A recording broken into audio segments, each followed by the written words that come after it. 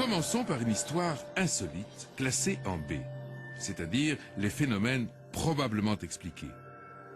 Cet objet est tombé du ciel le 25 février 1985 et il a creusé un trou de belle taille au milieu d'un champ, dans la région de Royan. 2 paysans sont témoins du phénomène. Retenez bien, 2 paysans. L'objet a atterri devant leurs yeux, dans le champ, à une trentaine ou une cinquantaine de mètres, et après plusieurs rebonds, s'est stabilisé. Les 2 personnes se sont approchées de cet objet, qui semblait encore très très chaud et fumant.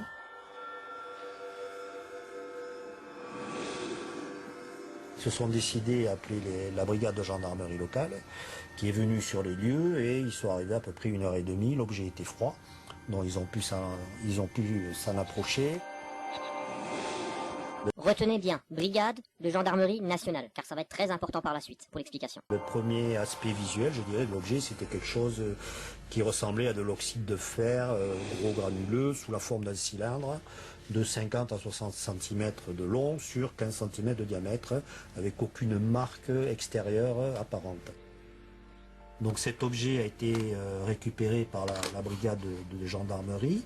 Il a été expertisé à la demande des gendarmes par des laboratoires du coin, spécialistes en armement, qui n'ont reconnu derrière cet objet aucun missile, aucune arme connue à l'heure actuelle. Là, on peut retenir expertise en laboratoire, spécialiste dans l'armement. Aussitôt, les gendarmes alertent le GEPAN de l'époque, service chargé d'enquêter sur les ovnis. Et le résultat ne tarde pas. Il s'agit d'un morceau de satellite artificiel russe qui s'est consumé dans l'atmosphère. Ici, on peut retenir le GEPAN. Affaire classée donc. Et pourtant, l'histoire rebondit 3 ans plus tard, quand le GEPAN, qui a récupéré l'objet, en confie l'expertise à un laboratoire de la DGA, la Direction Générale de l'Armement. Là, on peut retenir un laboratoire de la DGA. Donc ça a été découpé, tout ça. Bon, l'objet avait certains orifices qui présentaient des marques de combustion supposées, etc. Et en ouvrant tout ça, on s'est aperçu, ce laboratoire s'est aperçu qu'il y avait différentes inscriptions là-dessus. Donc, le 25 février 1985, 2 paysans ont aperçu un objet non identifié qui leur est tombé devant leurs yeux. Donc, à ce moment-là, l'objet n'a pas encore de classification. Puis, l'objet a été récupéré par une brigade de gendarmerie. Donc, prenez toujours en compte qu'il n'a pas encore de classification. Donc, en attente d'analyse, cet objet devrait théoriquement être classifié dans la classe D. Puis, cet objet a été expertisé par un laboratoire du coin, qui sont spécialistes dans l'armement, donc qui devraient être en mesure de donner une classification.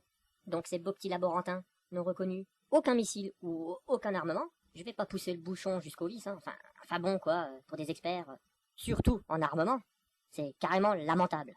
Enfin bon, faut pas trop chercher à comprendre, hein. Ce sont des laboratoires du coin. Ah, c'est pas moi qui le dis, hein. C'est Yvan Blanc. Des laboratoires du coin.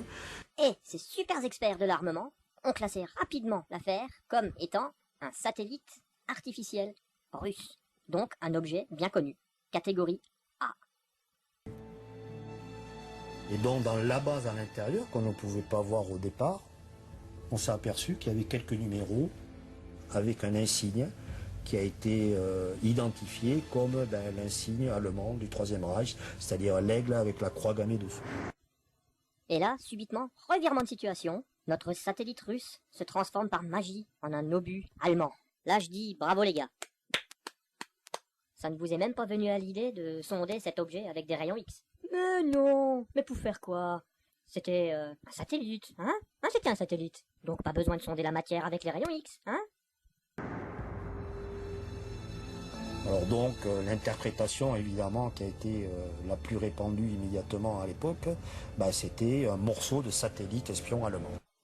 C'est génial quoi. On est en face d'une perte de temps et d'une perte d'argent, voilà. Parce que c'est ni plus ni moins, c'est exactement ça. Et le bouquet dans tout ça, cet objet qui n'a pas pu être correctement classé jusqu'à maintenant, se retrouve dans la catégorie des objets connus, dans la catégorie A, en tant qu'obus.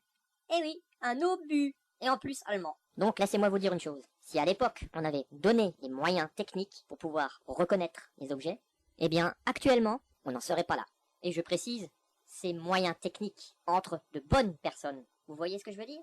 Cet objet-là, ce bout de métal cylindrique, il a transité en partant de la dernière classification, D, vu qu'il était inconnu.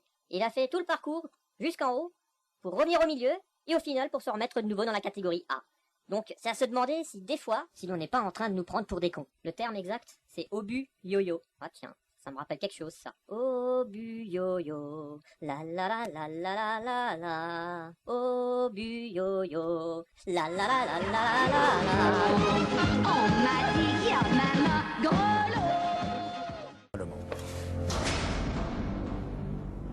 Un satellite nazi dans l'espace. Ça y est, voilà que l'autre il bifurque sur les satellites nazis. On nage en plein délire. Vous avez remarqué comme c'est hors sujet? Depuis l'obus, c'est vraiment chiant. Mais alors, très chiant. Il est vrai que, vers la fin de la guerre, les Allemands, dans leur base de Peenemünde, avaient expérimenté de nombreuses armes nouvelles, dont les célèbres V2. Mais de là à envoyer un engin dans l'espace, ils n'en étaient certainement pas capables. Mon cher Igor, moi, si j'étais à ta place, je parierais pas trop là-dessus. Après avoir eu une quantité d'échecs avec la première version du V2, puis la seconde version était prête à l'emploi. Testée le 8 septembre 1944, avec succès entre la Belgique et la France. Depuis Gouvy, en Belgique, jusqu'à Paris, à Maison-Alfort. Juste pour info, Igor, ouvre bien tes oreilles et écoute. Caractéristiques techniques du V2. Masse au lancement, 12 508 kg. Longueur, 14 mètres. Diamètre, 1 m 65. Envergure, 3,56 m, vitesse maximale, 5760 km/h. À l'impact, 2880 km/h. Portée, 320 km. Altitude de croisière, 88 km. Trajectoire à long terme, 206 km.